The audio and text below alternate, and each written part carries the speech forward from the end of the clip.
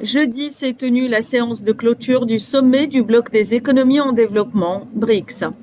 Le sommet de 3 jours qui s'est déroulé dans la ville de Kazan a porté sur l'approfondissement de la coopération financière ainsi que sur le règlement des conflits régionaux. Dans son intervention, le président russe Vladimir Poutine a appelé à de profondes réformes du système de l'ONU. Nous considérons qu'il est important pour le bon fonctionnement de l'ONU d'adapter sa structure aux réalités du XXIe siècle, d'élargir la représentation des pays d'Asie, d'Afrique et d'Amérique latine, y compris ceux dont les dirigeants sont présents dans cette salle, au Conseil de sécurité et dans d'autres organes clés. La réforme des institutions de développement de l'ONU et des structures financières mondiales est également attendue depuis longtemps. Les BRICS, qui contenaient initialement le Brésil, la Russie, l'Inde, la Chine et l'Afrique du Sud, se sont élargis pour inclure l'Iran, l'Égypte, l'Éthiopie, les Émirats arabes unis et l'Arabie saoudite. Dernièrement, la Turquie, l'Azerbaïdjan et la Malaisie ont officiellement déposé une demande d'adhésion à l'Alliance. Je vous en prie, je vous invite à vous exprimer à l'ouverture de ce forum. Mesdames, Messieurs, mes chers amis, je suis extrêmement heureux de vous souhaiter la bienvenue, de vous accueillir au Forum des BRICS. La composition et l'assistance est extrêmement solide. Tous les États sont représentés et sont unis. Votre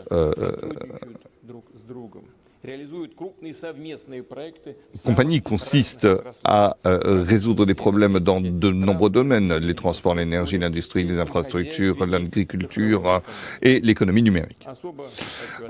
Ainsi, j'aimerais souligner en particulier le fait que des entrepreneurs sont présents, notamment ceux des pays qui ont rejoint les BRICS au 1er janvier de cette année.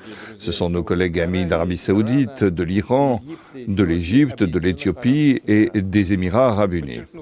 Je souligne le fait que la Russie, comme président en exercice des BRICS, a permis l'intégration de nouvelles marques dans cette collaboration, et je m'excuse du terme. Mais en tout cas, nous avons de nouveaux représentants et à leur tour, ils pourront participer activement à nos travaux. La présidence russe se base sur une seule devise, le renforcement du bilatéralisme pour le développement et la sécurité.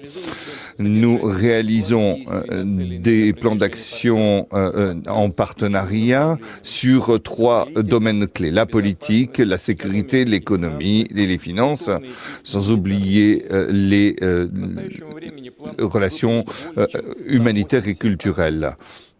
Nos échanges ont augmenté de 80%. Nous avons mis en place plus de 200 événements, des conférences.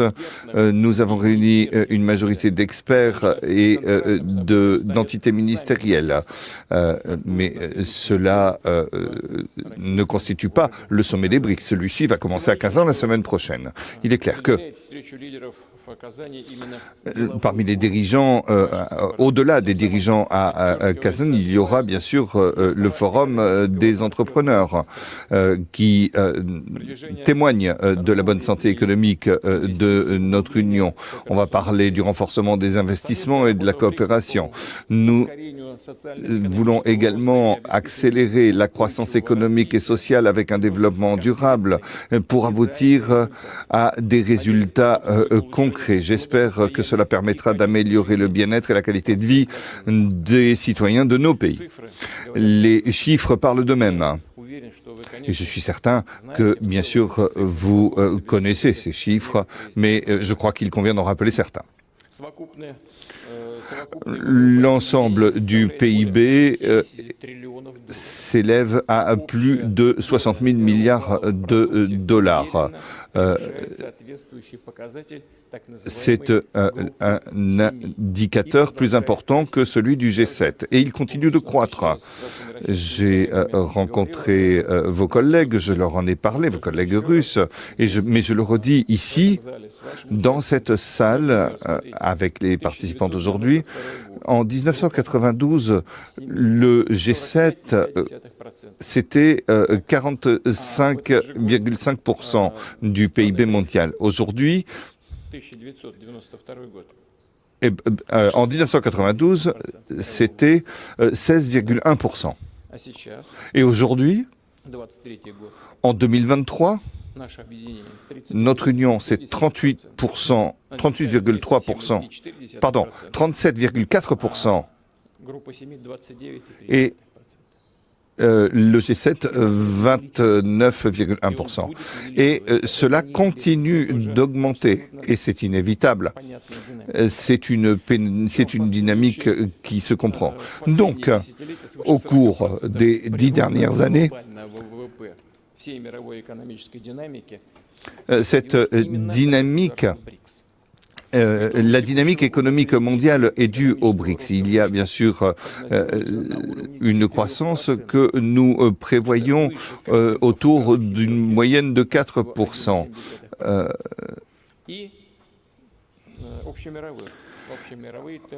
Et le rythme de croissance mondial est d'autour de 3%. Donc, il y a bien sûr les exportations de marchandises. Nous dominons sur beaucoup de marchés clés. Les ressources de l'alimentation, l'énergie, les métaux, sur les marchandises sans lesquelles un développement économique stable n'est pas possible. Les BRICS jouent un rôle essentiel dans l'économie mondiale, non seulement aujourd'hui, mais, et c'est de plus en plus clair, ce rôle ne fera qu'augmenter à l'avenir. Les pays entrant dans notre union constituent un élément important de stimulation de la croissance économique et les perspectives vont générer une croissance importante du PIB mondial. Dans le cadre de notre union, nous mettons en place une plateforme de développement avec des canaux de communication, d'éducation, des normes d'éducation, des systèmes financiers, des instruments de paiement et bien sûr des mécanismes d'investissement stables à long terme. Donc l'économie, la croissance économique va influencer considérablement. Bien sûr, il y a la souveraineté économique. Sur le fond, elle existe. Mais cela dit, cela va permettre d'ouvrir des nouvelles possibilités. J'ajoute que le rôle particulier de la coopération financière appartient aux nouvelles banques de développement. C'est une structure puissante de développement. Elle est nouvelle et elle permet une base de capitaux solides avec des experts compétents. Comme l'Institut du développement, la banque aujourd'hui représente une alternative aux mécanismes financiers occidentaux. Et nous allons le développer. C'est une structure qui est contre personne, mais qui a le mérite d'exister. Les nouvelles banques constituent une base pour les investissements et des projets d'infrastructure dans l'espace des BRICS et des pays du Sud en général. Il s'agit également de renforcer les partenariats d'affaires en renforçant les voies de communication avec de nouveaux corridors et de nouvelles voies de chemin de fer. Il s'agit également d'inventer de nouveaux modèles de tourisme. Il s'agit d'avoir un dialogue régulier sur ces questions. Nous travaillons sur des initiatives comme l'ouverture de plateformes de coordination électronique. Le Conseil des entrepreneurs va également travailler sur des questions. Nous voulons remercier l'ensemble des entreprises qui nous ont aidés pour mettre en place ces plateformes logistiques. La Russie veut travailler avec des partenaires fiables, des partenaires étrangers fiables, notamment pour développer le corridor Nord-Sud. C'est une artère continentale appelée à raccourcir les délais de façon avantageuse et de relier entre elles des entreprises avec des réseaux électroénergétiques. Nous mettons en place un plan de développement à grande échelle avec une flotte de brise-glace importante. Il s'agit de mettre en place des systèmes également de cabotage avec des groupes satellites également, des groupes de satellites pour mettre en place un système un centre de sécurité de la navigation. Nous voulons élargir les accès aux ports maritimes, notamment les accès automobiles. Nous voulons unir les ports russes, notamment et nous voulons les relier avec l'océan Indien et le Golfe Persique. Il s'agit de relier le continent africain et asiatique. Tous ces partenaires fonctionneront dans un cadre d'innovation et de numérisation. Voilà les possibilités. Voilà des possibilités ouvertes dans le domaine alimentaire et autres. Mais nous voulons regarder vers l'avenir. Nous voulons mettre en place le commerce électronique. Nous voulons introduire des réseaux Internet et de l'intelligence artificielle pour élaborer le big data et pour traiter le big data, pour aider l'industrie par l'intermédiaire du programme des Nations Unies pour le développement et l'ONU. Nous voulons mettre en place une infrastructure numérique unique des BRICS. Et bien sûr, il faudra déterminer des accords sur les démarches d'entreprise pour l'utilisation de la biométrie et de la sécurité de l'information.